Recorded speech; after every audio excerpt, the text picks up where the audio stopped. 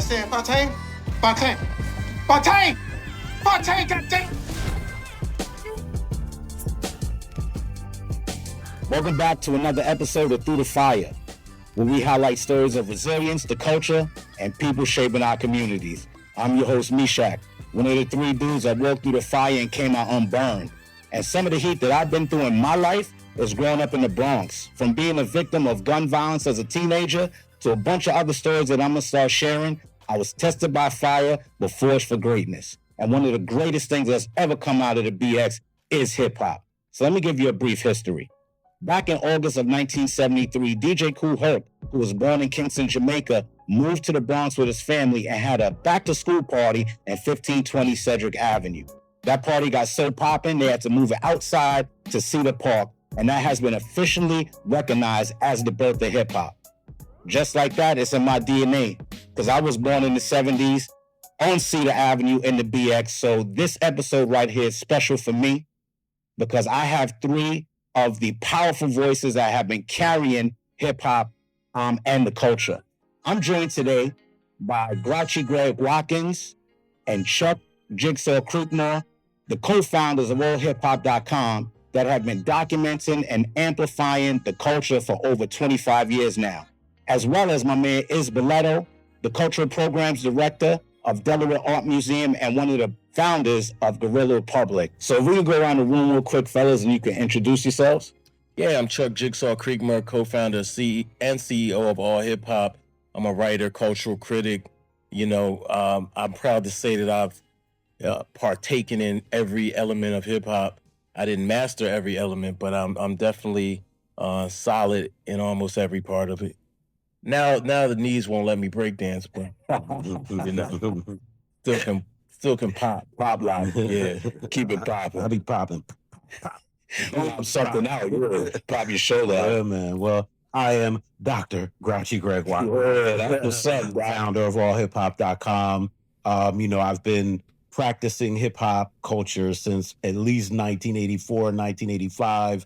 It's been the driving and shaping force of my life. And thankfully, through the blessings of working with my dear brother here, we've been, doing all hip hop now for 27, 28? 27. You know what I mean? Yeah, really more, but, kind of formalized 27 years ago. Right. And so, now, I work very deep with the arts community here in Delaware, which, led me to my guy Iz right here.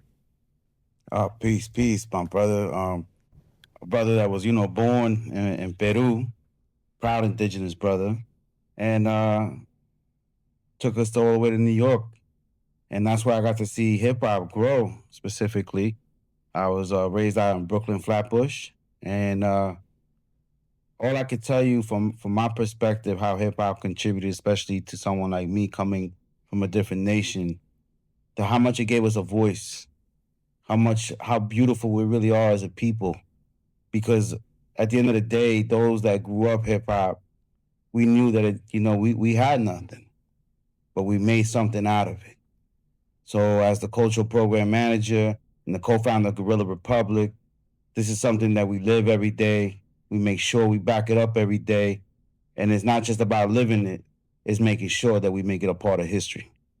And you definitely, all three of you, salute to y'all because y'all have been making a part of history. Like you said, all hip hop for over 27 years now. What you're doing with the Delaware Arts Museum, right? And we know that hip hop is more than just music, right? Absolutely. It's always been about the resilience, right? Resistance.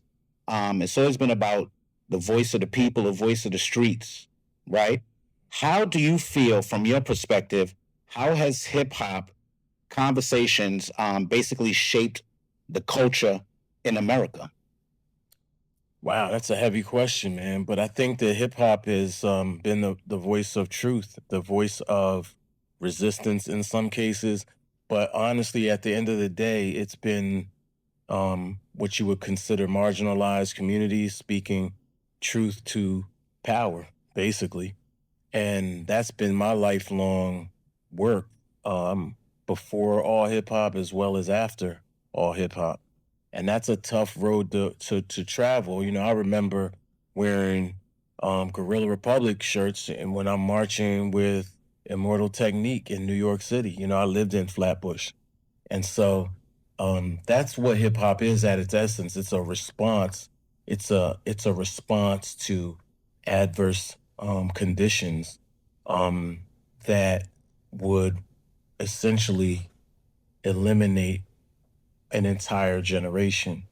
But instead, we turn that negativity into something beautiful and powerful beyond anyone's wildest dreams. And it's really a miracle. It's almost like the Big Bang culturally. You know, when Herc had that party, it was everything that existed previously, but it all coalesced into that rec room, that little rec room. I've been in that rec room. It's smaller than this room. Yeah. And boom, it all happened just like that. You know, it's a very unique American art form and form of expression, you know, created by Black Americans. And, you know, it has been, you know, the force that has driven American culture now. Slang, dress, everything in American society has been touched by it. And this has happened before, you know. It happened at the turn of the century with jazz music, you know, and jazz music, another unique Black American form of expression, you know, and that, you know, led into the Harlem Renaissance, a Renaissance with, you know, artistic expression from a literary standpoint, from the way people dressed, you know, and so, you know, Black Americans, through the expression of this art form and these art forms, have been shaping United States culture for, you know, hundreds of years. And, you know, from that standpoint, you know, for me, hip hop has been something that, you know, as KRS-One always says, you know, hip hop is something you live. It's, you know, rap is something you do. And this has been my identity, you know. Now, I don't know all the newest songs, you know what I'm saying? I'm not up on every single thing, but hip hop culture is in my DNA. It's the way I talk. It's the way I think. It's the way I walk. It's the way I express myself. You know what I mean? So from that standpoint, you know, hip hop, you know, has just shaped everybody now to the point where it doesn't matter what race you are. You know what I mean? It doesn't matter what race you are somehow involved in hip hop culture. Whatever, even the vernacular that you use, you know what I mean?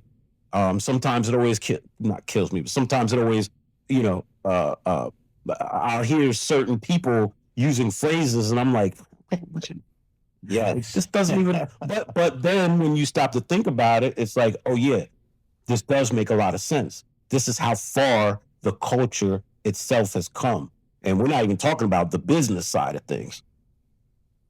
Yeah, and for me, you know, looking, you know, like I said, coming here to the States and how it played an impact, I'll tell you one thing, it helped shape me as a person.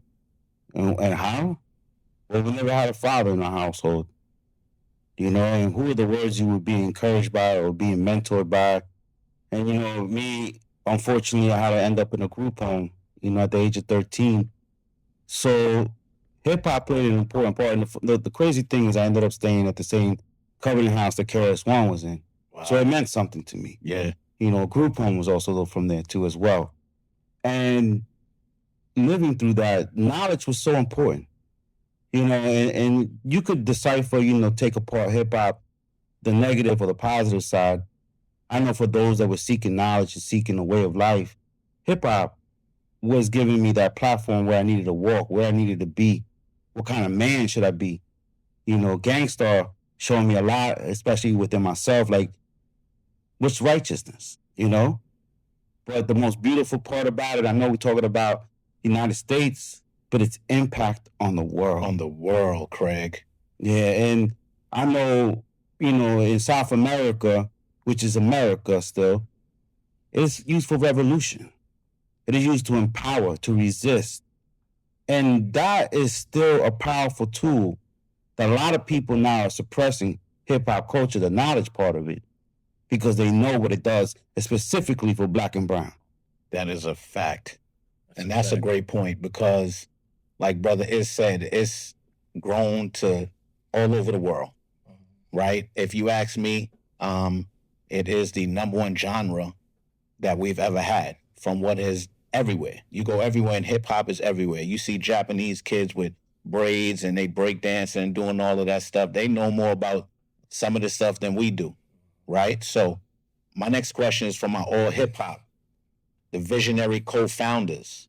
To know that hip hop has done so much, meant so much to the world, what does it mean to you personally to know that for over the past 2 decades, all hip hop? Because before you had social media and all of that, right? Mm-hmm. You guys were on the web, allhiphop.com. That's where people went to go get that information. What does that mean to you personally, know that you've played such a huge part of the culture? It's wonderful, man. I mean, my homegirl, she lives between here and South Africa, and she called me she sent me a video of some random guy that she met, and he's from the motherland, and he's like, oh my God, I gotta send him a video. I tell him, what he meant to me, what he did, and he sends me this video. I mean, I was like, oh, well, just mind blown. I did an interview on IG, another brother from the UK, and we're doing an interview, and as we're wrapping up, he's like, hey man, listen, before we wrap up, I gotta tell Chuck or Jigsaw, whatever, what all hip hop means to me. So it's probably hard for most people to conceptualize the impact that all hip hop has had globally. But if you go back 25 years or more, hip hop wasn't where it is today. It wasn't everywhere. It wasn't ubiquitous. It wasn't the cultural landslide that it is now. It wasn't even normal, so, and the internet, that's a whole nother side where it was not as readily popular as it is now. Yeah. So people who had no access, they couldn't get the Source magazine overseas, or if you did, you had to come here, or you had to have a plug. Yeah, you had to have a plug. So that's what it is. Now, last but not least, before I defer to my brother, it's wonderful to go overseas. It's like being in a fraternity or something. You have friends, you have family even everywhere you go. And that's wonderful, man, to be able to go to another country and have kinship or actual people that love you, respect you, and show love wherever you go. And we've both been across the world, and that's all because of hip hop. I mean, one time this girl said to me, I went to the White House. During Obama, I went to the White House more times than I can imagine. You ain't going now. I know. and during that period, this girl said to me, you should, you don't need, you're better than hip hop, or what are you don't. I was like, ma'am, I don't know what to tell you, but the reality is I'm here because of hip hop. And there's no way I'm going to act like I'm somehow better than or bigger than the culture. I'm here because of hip hop. That's what's up. Yeah, I mean, to echo Chuck's, sentiments, I mean, when I started my journey in hip hop, it was my dream to be accepted as, and when I say when I started, I'm talking about 5th grade, 6th grade, you know what I mean? It was my goal to be like the people I saw on the screen, Beat Street, and, to be known, and, even going through high school because of hip hop and my involvement in it, had me, I was popular, you know what I mean? And I'm not saying that I did it to, be popular or anything, but I'm just saying, like, I was on a mission from the day I got involved with hip hop. I didn't necessarily know what the mission was, but I knew I wanted to run a record label. I wanted to be a businessman. I wanted to express myself through hip hop And I wanted the other people who were into hip hop to respect what I did in hip hop. And I wanted to create something, you know. I thought it was going to be a record label, and I thought it was going to be through the hip hop, you know, the expression of hip hop, making beats and rhyming, but it turned out to be all hip hop. And, you know, I could have never imagined, even when I was imagining, that it would turn out to be such a well-known brand around the world. I mean, it's true. Everywhere we go, people recognize us. I mean, anywhere I go, it's guaranteed somebody is going to be like, yo, Grouchy Greg. If I'm in the park, Grouchy Greg. If I'm in Japan, you know, in Europe, anywhere we go, people know Greg's son. they know the brand. They know who we are. So it really is incredible. And to know that, you know, no matter what competition comes up or what people are doing or what, you know, whatever happens, that we have managed to etch ourselves into the annals of the hip hop history books. It's incredible. But here's the other side of it. Okay. People will try to erase you from history. Yeah. If you don't continue to forge your legacy or reinforce what you've done, people will try to act like they didn't get everything they are from you. Yeah. And that's what we're kind of dealing with right now. You know, we talk about this often, but we're pretty humble guys. And, you know, we know who's done what and where they started, how they started. Half of these people started on all hip hop. You know, and I'm not talking about rappers. I'm talking about media people. Journalists. Oh, I've seen it. And I mean, I've watched your journey, right, from the beginning. And first off, mission accomplished. Thanks. Right? Mission accomplished on a lot of that you've done. And even when I go and I talk about, you know, people don't give Delaware the credit, right? You guys created all hip-hop right from here in 302, right? And although we like 3 hours, you know what I'm saying, 3 hours away, sometimes we might as well be on the other coast, the way people look at Delaware, right? So for you is, right, bringing the culture, right, with what you do for the Delaware Arts Museum, why is it important for you, and what's your mission with the programs that you do? Well, one of the things Chuck actually was just speaking on it. People want to erase us. When we do this at the museum, especially our art museum, it has to be added to the archives. It has to be added and etched into their books.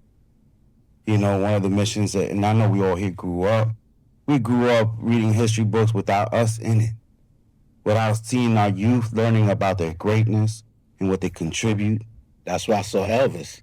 And that's what I'm saying. And so it's important that we start doing and being proactive and making sure that for the next 10 years, the decade to come, those children will look back and read and they know what hip-hop culture contributed, what gave back. That's why it's a summit. It's not a show. This is something for people to be empowered and educated. We want people to learn the purpose of hip-hop culture. Well, is real quick, tell them about the summit.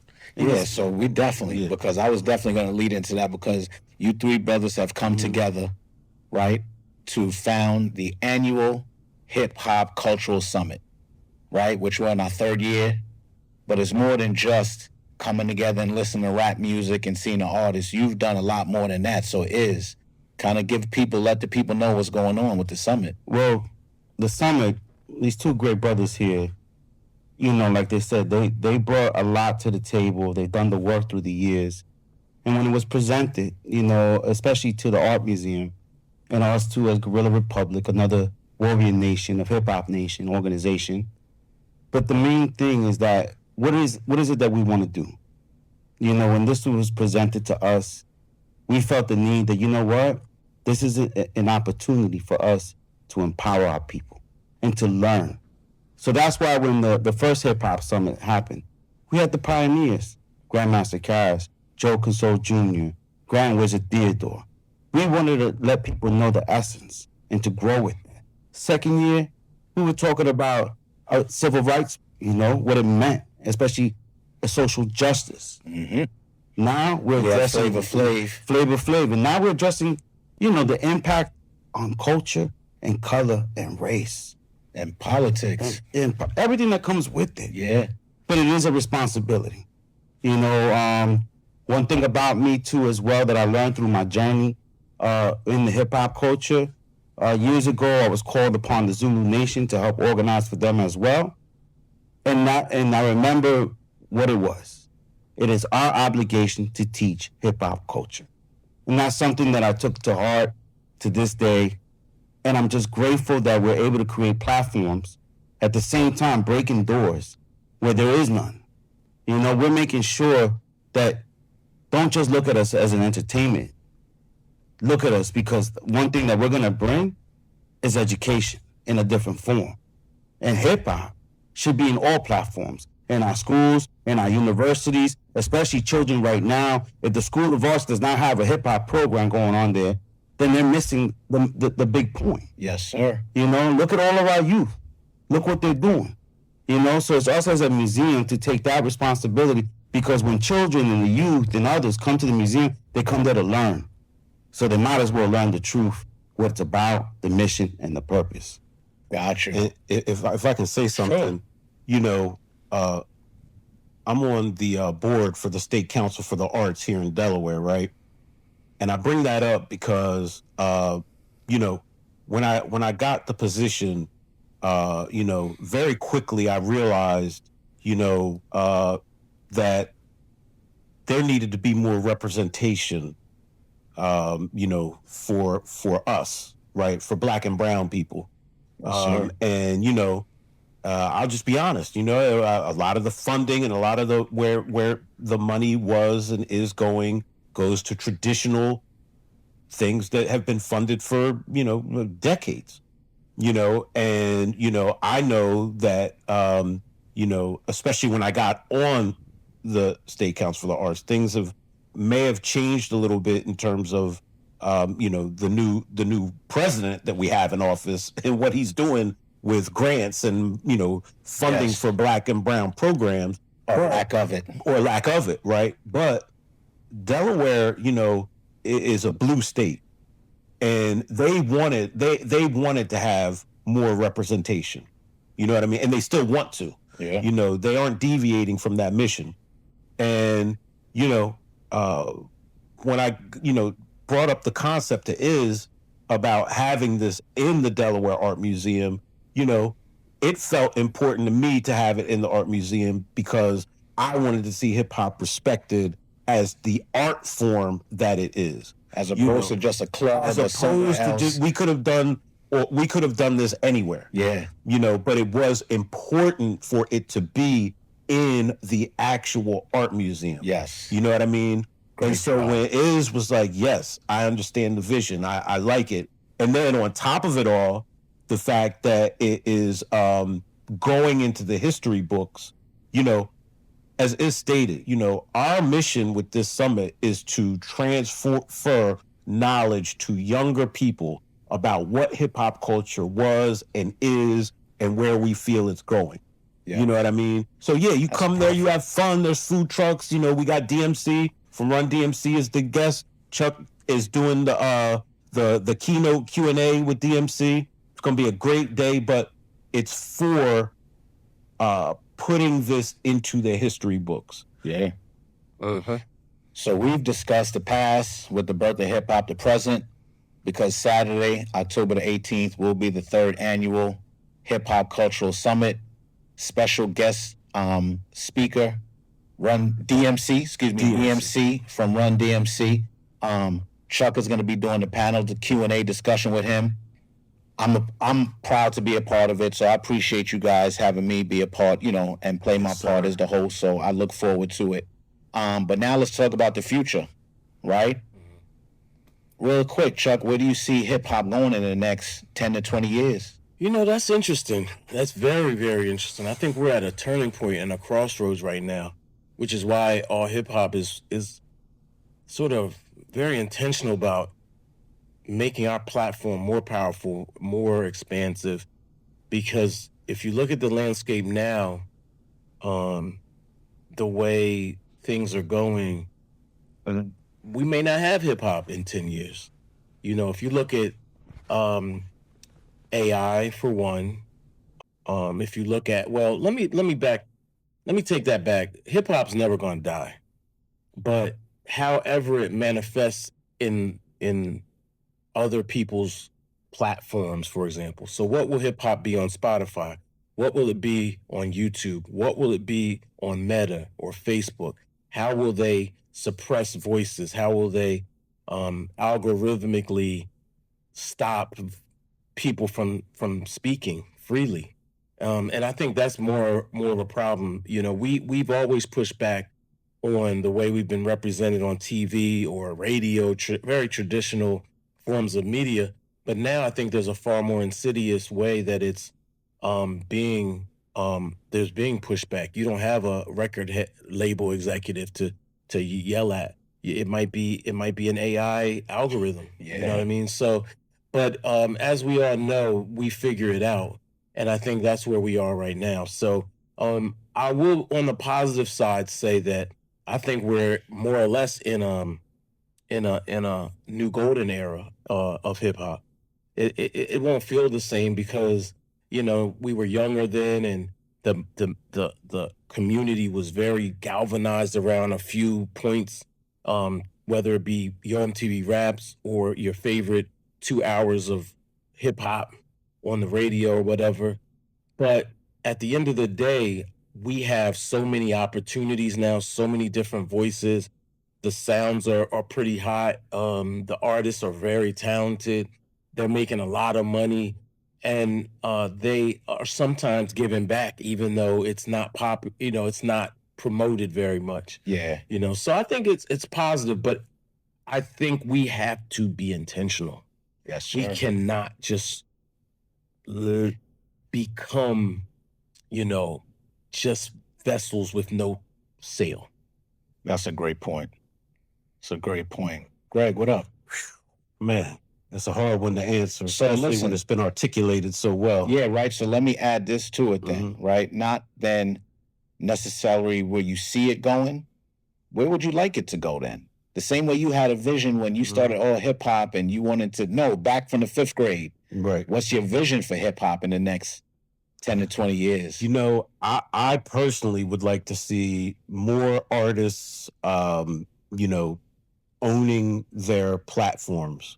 You know, I definitely believe that too much control has been given over to Meta and Spotify and TikTok. And there's an over-reliance on those platforms for your career. While it may seem like, you know, there are hundreds of thousands or thousands of artists that are making these great careers off of these platforms, the reality is there's probably 5 or 6 out of all of the people in the world that are attempting to do hip hop culture. And there are millions of people that are rapping and trying to get their breakthrough, and they can't. You know, they can't get through. So, you know, I would like to see it go back to more of an independent ownership model. You know, not to get all nerded out about stuff, but if you look at the supply chain of the music industry, from I'm actually analyzing it right now, from the advent of the printing press to where we are now, and all of the different iterations that music publishing and the music record label and how it's all evolved, right? And we're at a point now where there is, you know, maybe 4 major conglomerates that control the entire thing. You know what I mean? And then to top it all off, they've all invested in the other ones. So, you know, Universal Music owns 20 or 30% of Spotify. You know what I mean? Google owns 30% of BMI, which is a performing rights organization that pays artists. So, you know, I would like to see somehow, I don't know how it happens, but, you know, I just feel like we cannot give control of the expression over to the corporations in return for the hopes of money. Yeah. And even that, we used to call it, back in the day, you say the corporate machine, and now it's literally machines, right? So it is machines. To end it all off, brother, right? Not just where you see or where you'd like hip hop to go, but specifically in the state, in 302, in Delaware? What would you like to see happening with hip hop and the culture? I would like to see our universities and our School of Arts that have curriculum set out for them. In other words, we can't just be having after-school programs that support hip-hop culture. We also got to make sure that there's a future for them. I want to make sure that our children can have a degree, in producing, in sound. We're talking about like even visionaries, videography, graphics, everything. Think about what hip-hop culture contributes to the world economically. We're talking like $32 billion worldwide. We want our children to have that as well. That. Yes, Don't just use us. Let us have access to that vessel. And if there's one thing that I would love to see 302 grow with it, is learn about our freedom of speech within the hip hop culture, to speak about the needs and let that be the top things that our people can hear from us, not exploiting us. We want to make sure that the truth is put out there. But at the end of the day, I just want to make sure our youth, our city, especially for Delaware, has more places for them to perform their art form, for them to practice what is right. We got to stop being so judgmental against those that don't understand their culture. Yeah. If you haven't been through what we've been through in life, how can you even, judge us? But the main thing is to create a platform and to make sure our universities and our schools of arts has a place for them to grow. That's a great point. And that's, thank you. By the way, that's very aligned with what all hip hop's working on now, working very much with the youth and really trying to plant those seeds.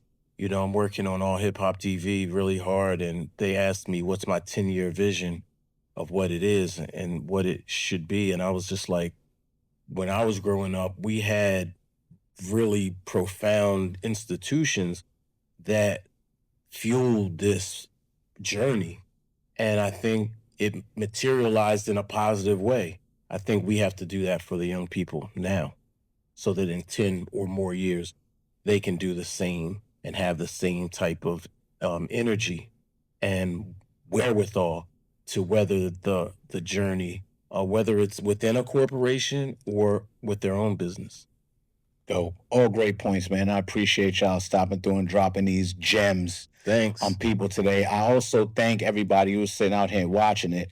But to let you know, you can tap in live with some upcoming events that we have going on. Starting Sunday, September the 21st, I will be the guest host on Late Night Grind Show, WVUD 91.3 FM, chopping it up with my whole Late Night Grind family. So shout out to John Tees and DJ Big Mark and DJ Dev and Muff and the whole family over there. Really enjoy that, doing what I do over there. Also, September 21st to the 27th is HBCU week, one of the biggest weeks in the state of Delaware, starting off with the gospel brunch to the concert. This year they have K. Michelle and Juvenile to the day party. So shout out to my guys, Nudie and the rest of the crew there. We back outside DSU, so make sure you go and support HBCU week. And cannot forget that college fair, because we have thousands and thousands of high school students that come here. The last time I checked the stats, I think they've given out over $20 million or more of scholarships for high school students to attend HBCUs. So cannot forget about that. Also, September 30th, my guy Stormin' Norman Oliver is presenting a political fundraiser for Senator Mary Pickney and Speaker Melissa Minor Brown at Oath 84. So make sure you go out and support that. And then, like we said, well, not everyone didn't say it, but it is homecoming season. October 5th to the 12th, Delaware State University is going to be cracking for the homecoming. I got a special homecoming episode of Through the Fire coming up, where we'll talk specifically about all of those homecoming events. And then last, but certainly not least, is what we've been talking about here today. Saturday, October 18th, the 3rd annual Hip Hop Cultural Summit going down at the Delaware Art Museum with special guest DMC of Run-DMC. And that's going to be from 10 a.m. to 5 p.m. Only $10 for non-members, free for members, and special, even lower rates for children, right? And I believe if you're under 6, it's free for everybody. So make sure you come out, support that movement. And on that note, brothers, really quick, if you could just look at the people, give whatever shout-outs you want to give or whatever it is you want to say on the way out.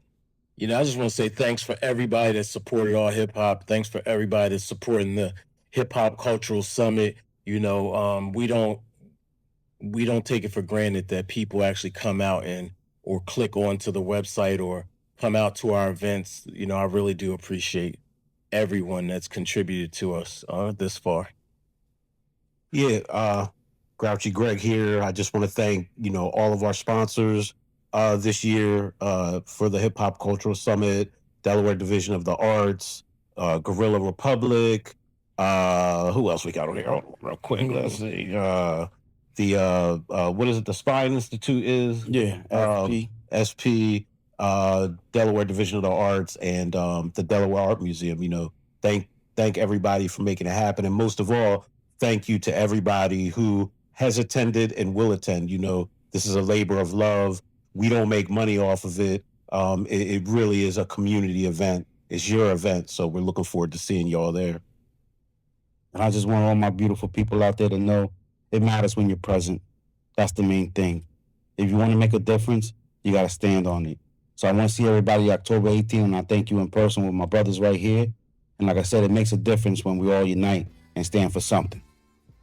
Thank you for being present, my brothers, Grouchy Greg, Chuck Creekmur, and my man Iz Balleto. I appreciate y'all coming on today. And for everybody that's taking the time to watch, make sure you can catch us on YouTube Through the Fire. Make sure you like, comment, subscribe, and be safe out there until the next time I see you. And remember, when you're tested by fire, that means that you're forged for greatness.